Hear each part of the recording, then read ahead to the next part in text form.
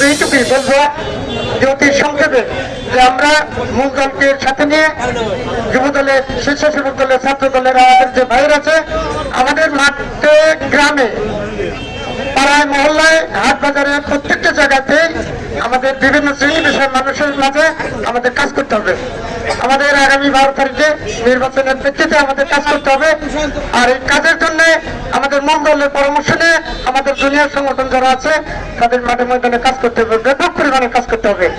এই প্রত্যাশা ব্যক্ত করে আগামী দিনে আমাদের 14 নেতা যার হাতে আমাদের দেশে আমাদের এই দলের প্রতীক দিয়ে গেছেন, সেই দলের প্রতীককে আমাদের 14 নেতা শান্ত ভাইকে এই এলাকায় বিপুল ভোটে আমরা জয়লাভ করাবো এই প্রত্যাশা ব্যক্ত করে উপস্থিত নেতৃবর্গ যারা রয়েছেন, কর্মী ভাইয়েরা যারা রয়েছেন, তাদের কাছে যুব দলের পক্ষ থেকে আমি আবারও আপনাদের সহযোগিতা কামনা করে আমি আমার বক্তব্য শেষ করছি।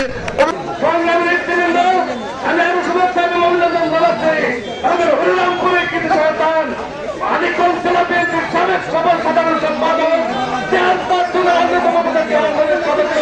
সাবেক সংসদ সদস্য হরিরামপুরের জনমানুষের নেতা ইঞ্জিনিয়ার মইদুল ইসলাম খান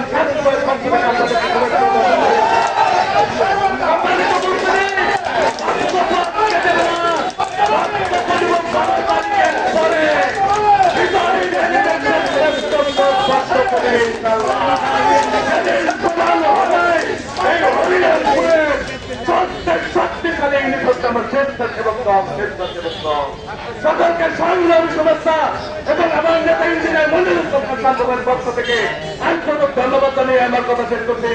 বাংলাদেশ জিন্দাবাদ, বাংলাদেশ জাতীয়তাবাদী হরিরাম জিন্দাবাদ, জিন্দাবাদ, জিন্দাবাদ।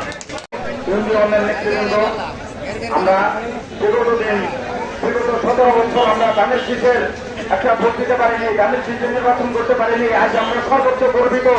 আজ আমরা ধানের শীষের মিছিল নিয়ে আজ ঠিকা বাস স্ট্যান্ডে আজ আমরা ধানের শীষের প্রচারণায় আমরা সবাই লিপ্ত হয়েছি।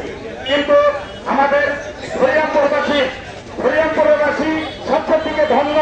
আগামী দিনে আমাদের মানিকগঞ্জ জেলার 7টা থানার ভিতরে হরিরামপুর সর্বোচ্চ উন্নয়নের কাজ হবে যদি আমরা এই ধানের শীষে আমরা 70 বা 80% ভোট দিয়ে আমরা মনিরুল ইসলাম খানকে আমরা সংসদে পাঠাতে পারি। মানিকগঞ্জ জেলার 3টা আসনে এমপি এবং ধানের শীষের প্রতীককে আমরা যদি জয়যুক্ত করতে পারি। এই হরিরামপুরের জনগণের দায়িত্ব নেবেন 2জন সংসদ সদস্য